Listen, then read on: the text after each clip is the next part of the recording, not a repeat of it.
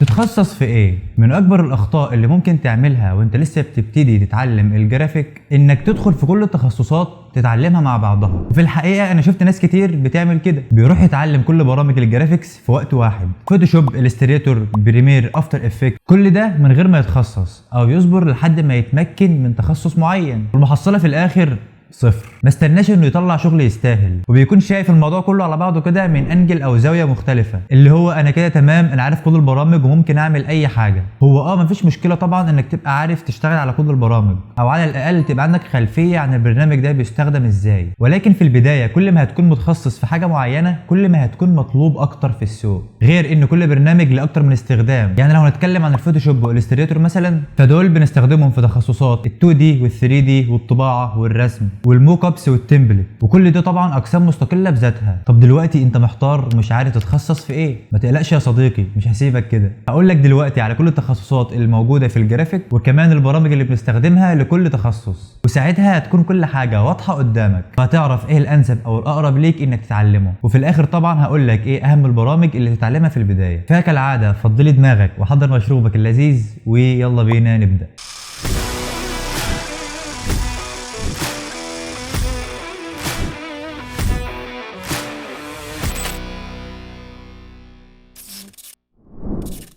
واهلا بكم من جديد، معاكم كمال وحيد. اول تخصص مصمم العلامات التجاريه او الهويه التجاريه او البراند، كلها مصطلحات لنفس المفهوم وهدفها واحد. مصمم الهويه التجاريه هدفه انه يخاطب الجمهور عن طريق رسومات والوان وباترن معينه خاصه لكل براند، بيوفر مظهر موحد للبراند وبيعكس رؤيته واهدافه، ويكون مميز عن المنافسين في السوق. وده طبعا بيتم من خلال اختيار الشعار، فن اختيار الالوان والخطوط، تنفيذ المطبوعات والاعلانات. مثال على كده براند كوكاكولا، هتلاقي موجود فيه الشعار والالوان والخطوط، هتلاقي كل حاجه في الهويه بتوصل رساله معينه. يعني ده مشروب طاقه، فلازم يكون فيه الوان خاصه بالطاقه زي الاحمر مثلا. ولو بصيت على المنتج من غير ظهور الاسم او الشعار هتعرفه. نيجي على البرامج اللي مصمم الهويه بيستخدمها. اول برنامج هو الستريتور، علشان تنفذ عليه السكتش الخاص باللوجو والباترن والايكونز والمطبوعات زي الليتر هيد والبيزنس كارد، المطبوعات يعني بشكل عام. وبنستخدم الفوتوشوب علشان نخرج عليه اللي صممناه او اللي نفذناه من التصاميم يعني على شكل موك ابس. والفايده من كده انك بتعرض للعميل شغلك او التصاميم كانها طبيعه على ارض الواقع، وده طبعا بيحسن من نسبه قبول المشروع عند العميل. ثاني تخصص مصمم الدعايه والاعلان، وبلا شك ده من اكثر التخصصات المطلوبه حاليا في السوق، وبيشتغل على اتجاهين. اول اتجاه هو الديجيتال او الاونلاين، لان كل الشركات تقريبا اتجهت لتسويق وبيع منتجاتها على السوشيال ميديا، فلازم يكون معانا مصمم ادفرتايزنج او دعايه واعلان، وبتكون وظيفته انه يشتغل على تصاميم السوشيال ميديا او البانرز اللي بتكون ظاهره على الويب سايت. الجانب الثاني على ارض الواقع بنحتاجه معانا تصميم البانرات او البيلبورد، تصميم البوك كفرز، تصميم التيشيرتات وغيره كتير.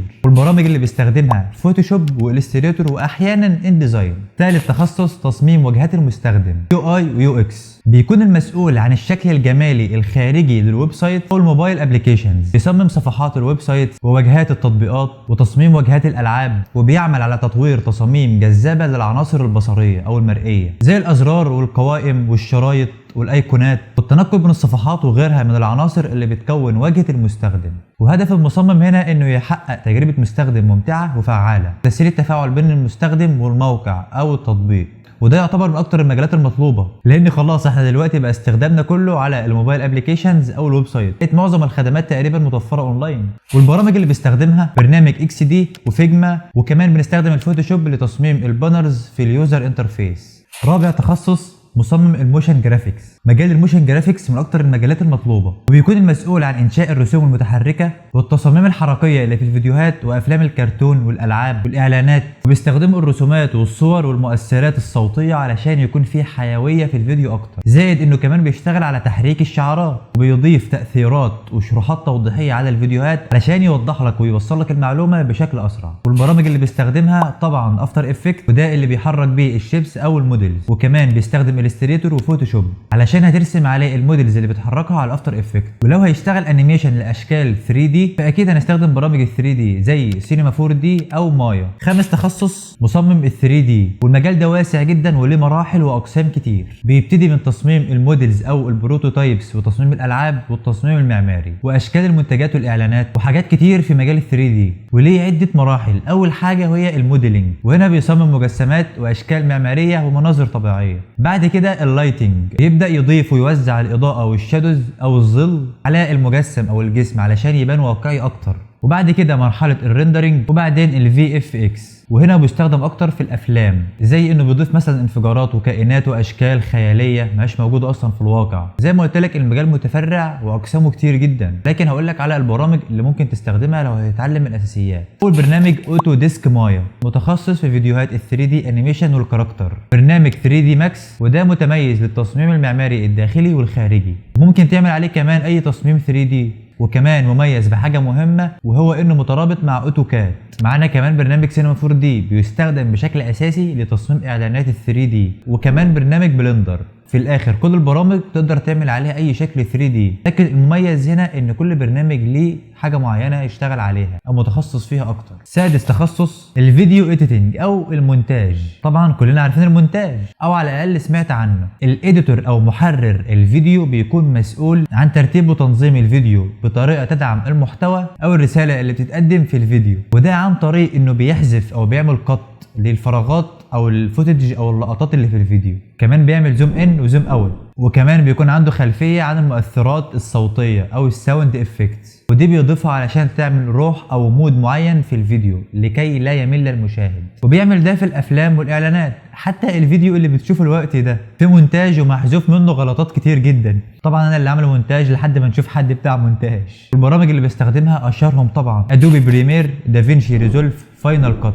كمان تبقى محترف جدا لو بتستخدم افتر افكتس علشان لو هتضيف تأثيرات او شرح توضيحي في الفيديو. دول كده اكتر واشهر 6 تخصصات موجودين حاليا في سوق العمل. ولكن لو عملت كاستمايز او تخصيص لكل قسم او مجال من اللي عرفناهم الوقت دول هتلاقي تخصصات تانية، زي انك ممكن تتخصص في تصميم الشعارات بس، او تصميم الايكونز، او تصميم الاغلفة، او لو بتعرف ترسم وبتحب الرسم فتتخصص في الرسم بس، وهكذا. وبكده انت عرفت كل المجالات الخاصة بالجرافيك ديزاين. من وجهة نظري الشخصية المتواضعة، قبل ما تبدأ خد نظرة سريعة عن كل المجالات، اتفرج على فيديوهات كتير خاصة بكل مجال واعرف تفاصيل اكتر. يعني رأيي تقعد شهر او شهرين او 3 تمسك كل مجال تفصصه وتعرف تفاصيله بالظبط، وبعدين تشوف ايه المناسب معاك عشان اختيارك ده هيترتب عليه كاريرك بعد كده. وبس كده، اتمنى تكون استفدت من الموضوع النهارده. ولو الفيديو عجبك ما تنساش تعمل سبسكرايب هنا على القناة علشان اشوفك الفيديو الجاي، ولايك وشير علشان ده بيدعم الفيديو او المحتوى انه يظهر لناس اكتر. وطبعا لو محتاج اي سؤال اكتبه لنا في الكومنتات، وكمان هسيب لك جروب تليجرام وفيسبوك لو حابب انك تسأل في اي سؤال.